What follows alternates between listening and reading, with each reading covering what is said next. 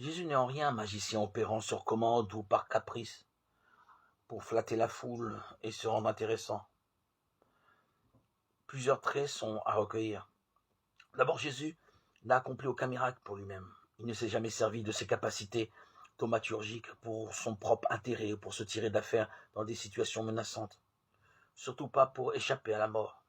Il n'y a pas de place pour le moindre miracle dans le grand récit de la Passion. Or, Jésus a été menacé par un projet de mort de la part de ses adversaires très tôt, au début de son ministère public. Le miracle, par lui accompli, est toujours une réponse à la demande de quelqu'un qui est dans le besoin et même la détresse et dont Jésus prend soin de vérifier la foi.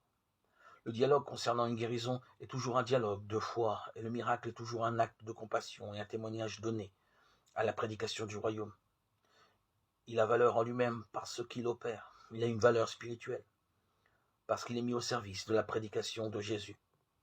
Dans l'éthique de Jésus, le miracle est toujours un acte de miséricorde et de générosité gratuite. Jésus met simplement en œuvre la béatitude de la miséricorde qu'il a prononcée. Il se manifeste comme l'homme miséricordieux par excellence.